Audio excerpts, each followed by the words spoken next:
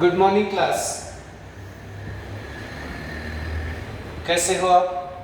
मस्त रहो, स्वस्थ रहो और पढ़ाई में व्यस्त रहो। एवरीडे केमिस्ट्री में, डेली डोज ऑफ केमिस्ट्री में मैं अभिजीत देशपांडे आप सबका स्वागत करता हूं। और आज हम लोग लेके आए हैं एमसीक्यूज। कॉन्सेप्ट है resonance.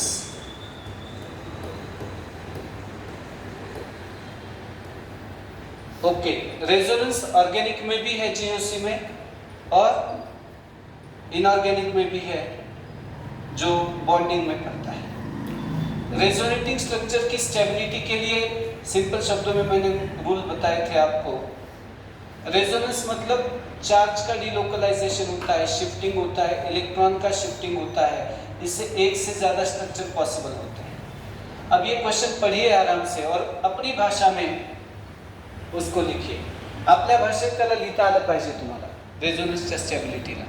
Carbonyl group has following resonating structures.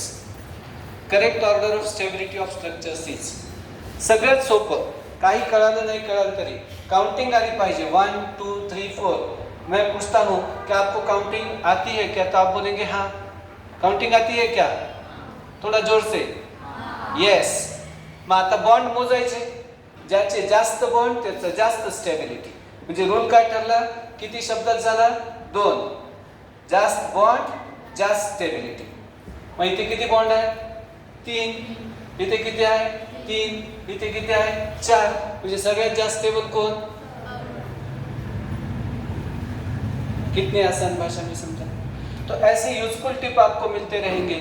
बस चैनल को लाइक, शेयर और सब्सक्राइब मैक्सिमम करिएगा, because it is our motivation. Okay, तो पहुंचना चाहिए बात सबकी तरफ। आपकी जिम्मेदारी ज्यादा है अब यहाँ।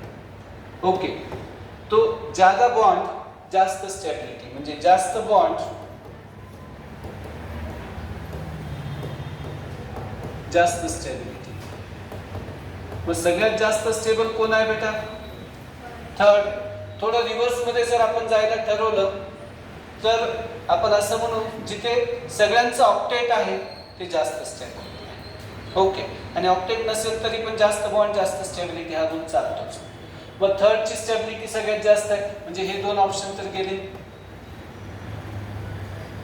ओके, आता राहिले हे दोन ऑप्शन। 1 आणि 2 मध्ये कॉम्पिटिशन है। Okay, there is competition between 1 and 2। Oxygen के लिए हमेशा याद रखो, जब उसके दो बॉन्ड होते हैं तब उसमें 2 पेयर ऑफ इलेक्ट्रॉन होते हैं। अब हमने क्या कर दिया है, ये बॉन्ड को अगर इधर शिफ्ट किया तो कार्बन का तो ऑक्टेट हो जाएगा, लेकिन ऑक्सीजन का 2 इलेक्ट्रॉन पेयर है इसके ऊपर, तो 2 2 4 और 2 6, इनकम्प्लीट ऑक्टेट हो जाएगा।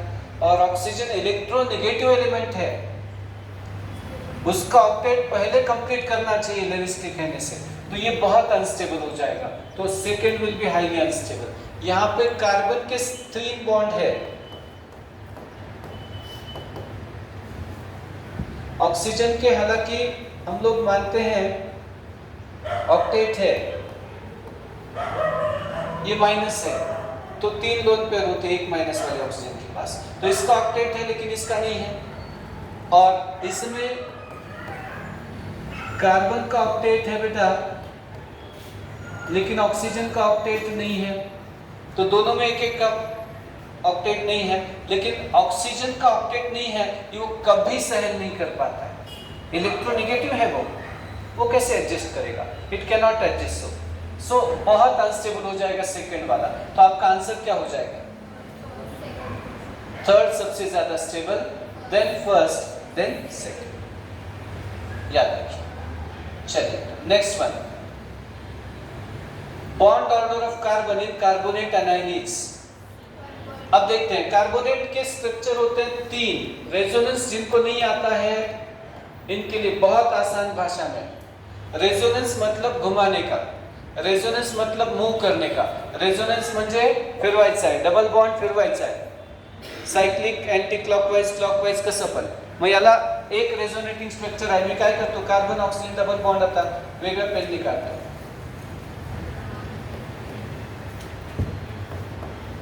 Okay, pay attention. आपण काय करूयात, डबल बॉन्ड मूव झाला इथे, आप बिल्कुल आसानी से इसको इलेक्ट्रॉनिक डायरेक्शन भी दे सकते हैं, लेकिन अभी हम टाइम पास करने नहीं है यहाँ पे। डिटेल्स के लिए आप तो क्लासरूम में जरूर रेफर करिए, देशपांडे केमिस्ट्री क्लासेस में जरूर आइए, आपका स्वागत है।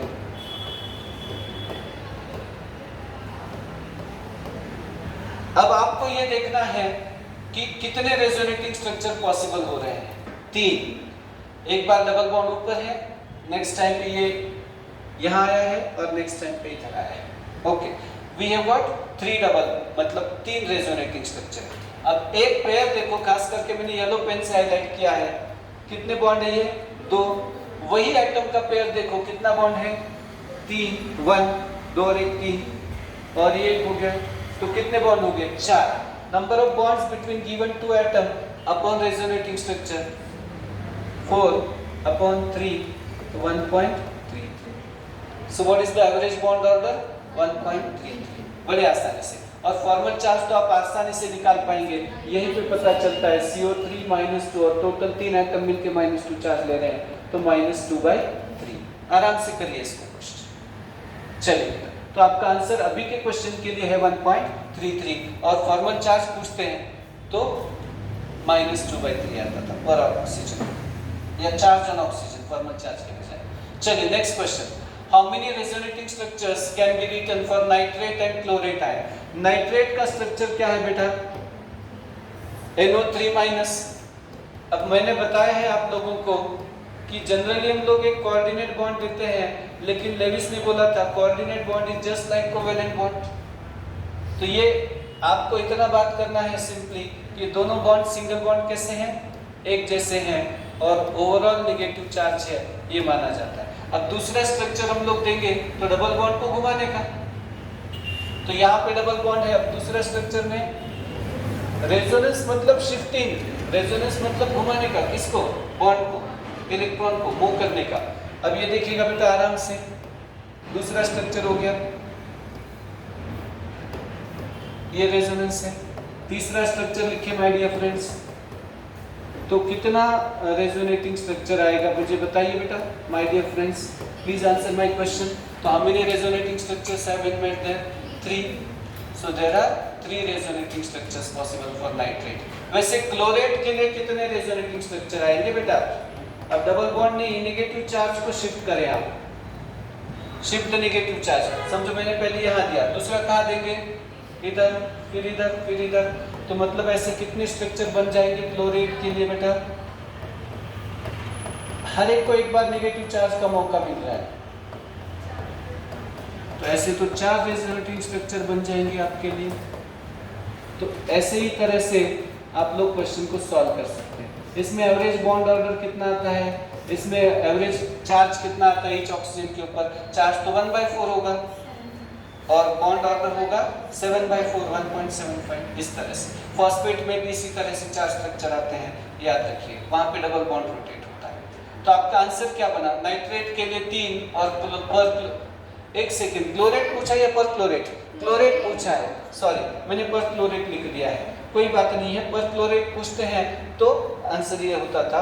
अब हम लोग क्लोरेट करना चाहते हैं, तो क्लोरेट के लिए क्या हो जाएगा बेटा, Cl double bond O, double bond O, O-, तो कितना आंसर होगा, एक लोन पेयर होता है यहाँ पे, तो 3 और 3, B will be your answer. लेकिन पर क्लोरेट पूछते, मैंने वो एंड इसमें छुप गया ना, तो मैंने पर क्लोरेट वाला एक्सप्लेनेशन दे दिया, कोई बात नहीं है। क्लोरेट के लिए 3 स्ट्रक्चर आ जाएंगे, हर एक को एक बार नेगेटिव चार्ज का मौका दीजिएगा, डबल बॉन्ड को शिफ्ट करें, डिलोकलाइज करें चार्ज को, कोई बात नहीं है, आराम आराम से पढ़ते रहें आगे। और पर क्लोरेट रहता तो कितना आता, ये पर क्लोरेट एनायन है, तो 4, इसमें आते हैं 3, नाइट्रेट में 3, फॉस्फेट में 4, सल्फेट में 2, मैंने बताया था। चलिए बेटा नेक्स्ट क्वेश्चन है, correct order of stability of following resonating structures is. मैंने पहले बताया है आपको कि फर्स्ट एटम में आप बॉन्ड काउंट करें, ज्यादा बॉन्ड मतलब ज्यादा स्टेबिलिटी, ज्यादा बॉन्ड ज्यादा स्टेबिलिटी। इधर कितने बॉन्ड है, 4, 4, 3, 3, 3 वाले पीछे पड़ गए, 4 वाले की स्टेबिलिटी ज्यादा है। अब इसमें सबका ऑक्टेट होना चाहिए, और जब सबका ऑक्टेट है तो negative charge and more electronegative atom should be there. तो यहाँ पे नाइट्रोजन के ऊपर 2 लोन पेयर है इस तरह से, नेगेटिव चार्ज मुझे एक्चुअली लोन पेयर होता है, इतना बात याद रखिए, ठीक है ना। तो यहाँ पे कार्बन के 4 बॉन्ड है, नाइट्रोजन के 4 है, नाइट्रोजन का भी ऑक्टेट है दूसरे वाला। तो इसमें सबसे ज्यादा स्टेबल कौन होगा? 1 has to be more stable. 1 के बाद में कौन आना चाहिए? 3। 1 के बाद में 3 क्यों आया बेटा? क्योंकि इसमें ज्यादा बॉन्ड है, बाकी तो हमने सोचा ही नहीं। कितना आसान रूल बताया। मैंने पूछा आप काउंट कर सकते हो कि? आपने बोला हाँ हम काउंट कर सकते हैं, काउंट कर सकते हैं। तो इसकी स्टेबिलिटी बहुत ज्यादा है, और सबका ऑक्टेट है तो देखेंगे ही बाद में, सबका ऑक्टेट है ही। कार्बन की 2 बॉन्ड इधर है, 1 इधर है, 3 और 1 लोन पेयर है, तो 3 बॉन्ड के 6 और 1 लोन पेयर की 2 8, ऐसा ऑक्टेट हो गया। 1 के बाद में कौन आना चाहिए? 3। इसके बाद में मैंने बताया नाइट्रोजन और ऑक्सीजन प्लस चार्ज सहन नहीं कर पाएंगे, खास करके तब जब उनका ऑक्टेट नहीं है। तो 4 नंबर लीस्ट स्टेबल होना चाहिए हमारे, 4 नंबर लीस्ट स्टेबल, और नंबर 2 मोर स्टेबल। ये एम्स का भी पीवाईक्यू है, नीट में भी पीवाईक्यू है, जेडब्ल्यू में भी पीवाईक्यू है। इसका नाम है डायज़ोमीथेन CH2N2। पक्का करें इसको, अंडरस्टैंड करें, अच्छे क्वेश्चंस लेते हैं हम लोग।